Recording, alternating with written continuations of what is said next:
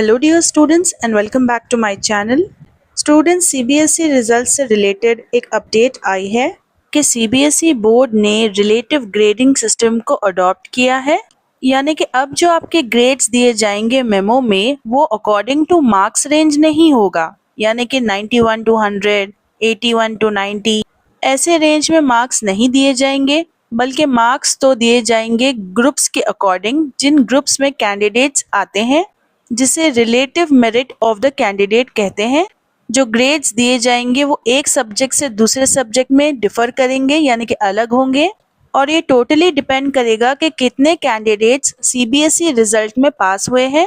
CBSE board students को grade देने के लिए जितने भी पास्ट स्टूडेंट्स होते हैं उन सब को एक रैंक के ऑर्डर में डिवाइड करती है। तो टोटल 8 इक्वल ग्रुप्स होते हैं और उनके अकॉर्डिंग ही ग्रेड्स दिए जाते हैं। Students, now have a look at this chart. यहाँ पर A1 जो ग्रेड है वो टॉप 1 to 8 पास्ट कैंडिडेट्स को दिया जाता है। A2 grade is for next 1 to 8 pass candidates, B1 उसके बाद के 1 to 8, B2 उसके बाद के 1 to 8। सो इसी तरह D2 तक आपको ग्रेड्स दिए जाते हैं, और E ग्रेड अगर आ जाए तो इसका मतलब आपको साल रिपीट करना होगा। अब आपको सीबीएसई में कम से कम 33% मार्क्स तो लाने ही होते हैं, वरना आप फेल हो जाते हो। अब जिन बच्चों को एक या फिर दो सब्जेक्ट में मिनिमम पासिंग मार्क्स आते हैं वही बच्चे दोबारा लिख सकते हैं एग्जाम कंपार्टमेंटल एग्जाम्स में, जो कि जुलाई के महीने में होंगे। सिर्फ वही बच्चे जो कि सक्सेसफुली अप्लाई करते हैं रीटेस्ट के लिए ऑनलाइन एक एडिशनल फ़ी पे करके, बस वही बच्चों के लिए लिंक एक्टिव होता है रिजल्ट पोर्टल पर, और वो बैठ सकते हैं कंपार्टमेंटल एग्जाम्स में, जिसके रिजल्ट्स अगस्त के महीने में आते हैं। और उसके साथ रिलीज की जाती है आपकी रिवाइज्ड मार्कशीट, जिसमें कंपार्टमेंटल रिजल्ट भी इंक्लूडेड होता है।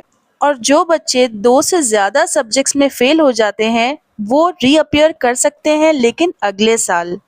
यानी कि 1 साल की बर्बादी, 1 साल रिपीट करना होता है पूरा। अब कर लेते हैं रिजल्ट की बात।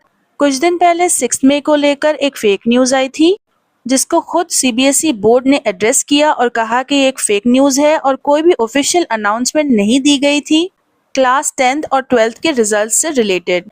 कुछ इस टाइप का नोटिस रिलीज किया गया था फेक चैनल्स द्वारा। सो स्टूडेंट्स, अब तक कोई ऑफिशियल नोटिफिकेशन नहीं आई है सीबीएसई बोर्ड से रिलेटेड, लेकिन अकॉर्डिंग टू पास्ट ट्रेंड्स 2023 में अप्रैल 5 को एग्जाम खत्म हुआ, रिजल्ट रिलीज किया गया 12th में, यानी कि 37 डेज में। 2022 15 जून एग्जाम्स एंडेड।